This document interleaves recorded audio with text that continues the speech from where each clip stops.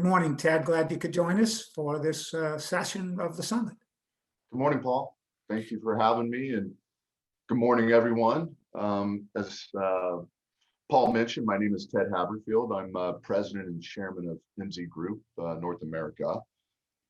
It's an honor and privilege to be sponsoring today's event, and so thank you, Peter, and the Wall Street Green Summit for the opportunity to speak. And I look forward to listening to the rest of the expert panelists throughout the summit. Here at MZ, we take ESG very seriously. My topic to discuss today is a software solution to simplify ESG reporting. So just like any software solution, you have to identify a problem or challenge needs to be identified. So here's the problem. And this is a great segue off of the previous subject here. The problem is this: there is not a standardized or off-the-shelf procedure for ESG reporting, and companies can find it to be very complicated, convoluted, and at times require a large amount of quantitative and qualitative inputs. In addition, we are finding that there's absolutely no true transparency in the ESG ratings that companies and investors are viewing today. So issuers are often, they don't have a clear understanding of where to start and how to determine the best standards to follow. Also, you're finding that issuers have constrained resources. When I mean issuers, I'm talking about companies, both public and private. They have these constrained resources in terms of dedicated personnel to handle ongoing reporting and analysis. So over the last almost close to a year, we have created a software platform called ESG IQ.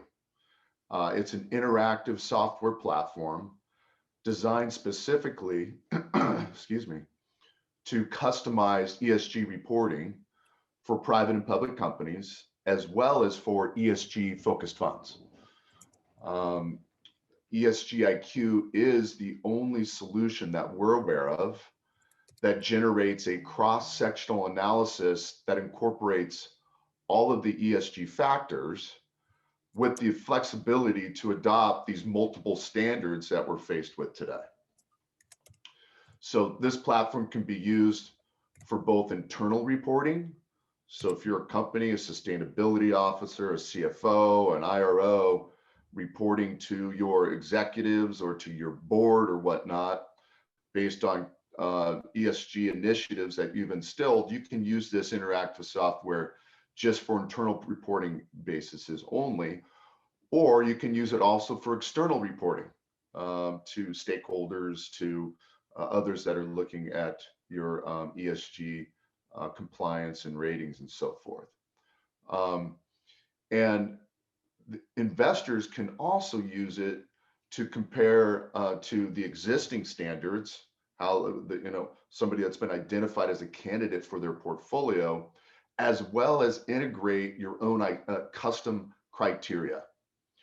So rather than just using a pre-calculated ESG scores that are available out there today, ESG IQ creates a custom measure for ESG performance with 100% flexibility to adopt to any well-known standards such as SASB, GRI, TCFD, or your own reporting metrics.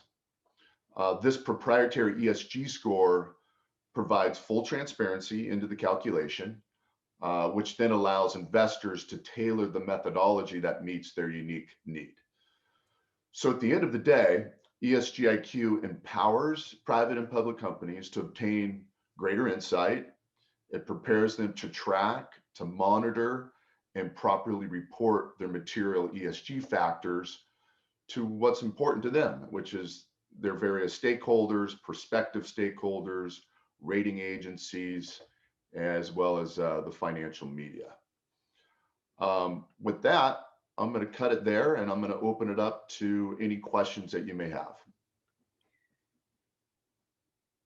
Thanks, Ted. It's Paul. And yes, we have a question about sources of data. What kind of sources does your firm use, and how many, and what types of sources?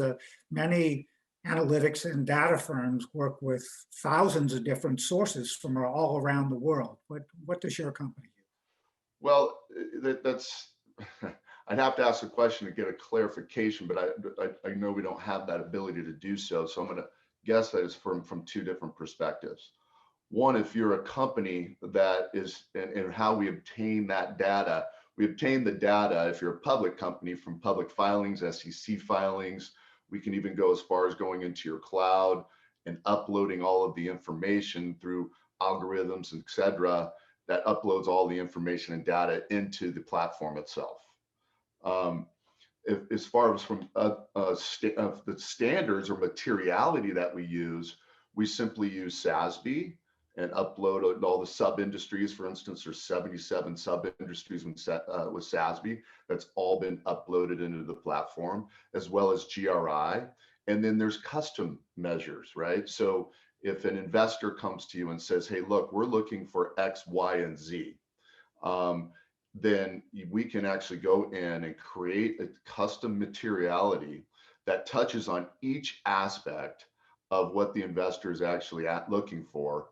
And you can actually tell them through full transparency how you meet those standards, and it'll give a customized score. But more importantly, it just opens up the hood on how you are either falling short or actually meeting or exceeding that criteria that's been met. I'm hoping that your question was in one of those two categories. If not, please follow up with a question, or you can contact us offline. Thanks, Ted. We have another question for you. Does your software incorporate climate bond taxonomies for their bond initiatives, for issuers' bond initiatives? Great question. I've been asked that before. The answer is yes. We can customize any input into our platform. So the simple question is yes. It's just a matter of getting the information uploaded. We've been asked that question before, and yeah, that's the answer to that. Ted, I have a question for you. Could you tell us what different metrics, or if there are different metrics that you use to compare investment choices in the equity markets versus the fixed income markets for clients? I mean, for example, some bond issuance is focused on specific initiatives. It can be, it can be project specific in terms of use of resources. So that's not necessarily the case with equity investment strategies. How do you differentiate between those two? Yeah, that's a great question. Again, what's so beautiful about this platform is the flexibility to upload any materiality that you can possibly imagine. If it's not already implemented in the platform, it doesn't take too long of a period to upload that information to make it a standard metric within the platform. As far as differentiating between equity and fixed income, haven't really been faced with that yet or asked that question. Be actually very interested in looking into it a little bit further, but I can't really provide too much information on that question. I'm sorry. Okay. All right. Well, here's a question that someone has submitted for all of our speakers. And Ted, since you're currently on the board, I'll ask you first. It's a statement, then a question. We hear a lot about reporting on corporate sustainability and brand responsibility, and reporting on ESG investments. But what is lacking is discussions about innovation and plans for accelerating the process of investing in early stage startups that are working on climate solutions.